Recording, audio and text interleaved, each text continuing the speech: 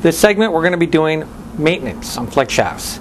First thing you're going to want to do, unplug your unit and take the handpiece off. It's not rocket science, it's going to be very easy, there's just very little to do. We'll go through every step. We're going to start out with doing the maintenance on the shaft and sheath. Lay your motor out on a flat surface. A couple of tools you're going to need are at least a 1-inch crescent wrench or spanner, flathead screwdriver, some of our Fordham flex shaft grease, and a rag. And what you want to do then is unscrew the set screw on the motor connector, which loosens up the sheath. And you slide the sheath all the way off. What we're doing here is we're going to re-grease our shaft and sheath. It needs to be done every 40 hours of use. What you want to do is wipe it down. Then what you're going to want to do is, after you wipe it off, is take your grease and put a very light coating on, maybe about I don't know, 1/16 of an inch bead down, all the way on down to, say, about, I don't know, 5 or 6 inches from the bottom. After you do that, you put your sheath back on.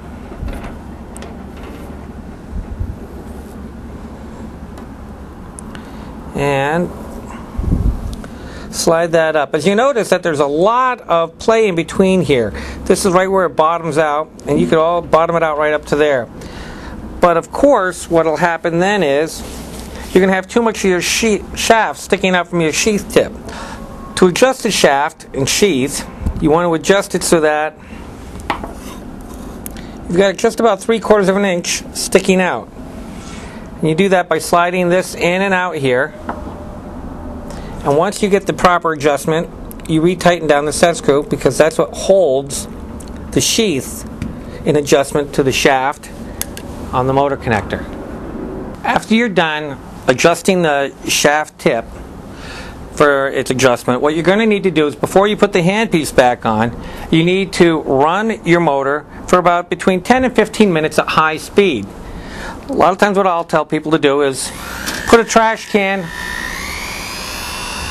so that the shaft drips over it.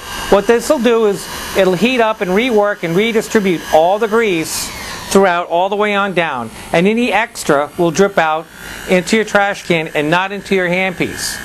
If grease gets in your handpiece, it'll start making it overheat. Now what we're going to do is I will show you how to take off and replace the shaft. You take off the shaft using the 1-inch crescent wrench on your motor coupling here, on the motor connector, and what you do is, it's a left-handed thread. It's unlike the opposite one, the normal ones. So once you unscrew that, you don't need to remove the sheath from the motor connector. Now that that's done, you can pull that off, and you'll see the motor coupling, the shaft coupling right here onto the motor shaft. You unscrew this, and off it comes. And as you can see, that there's a flat area here on the motor shaft. It's on this flat that you want the set screw to set on your new inner shaft. When you put the new one on, you put that on all the way up tight, and you just screw this in. Don't forget, you're going to have to lubricate that new shaft, just like I showed you a minute ago. Now slide your motor connector and shaft assembly, sheath assembly, on the shaft all the way on up. Rethread that on. Remember that it's a left-handed thread, not your standard right hand.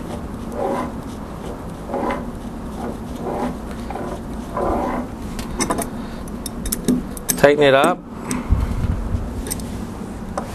You're definitely going to want to make sure you've got the correct adjustment to 3/4 of an inch of your inner shaft sticking out from the sheath.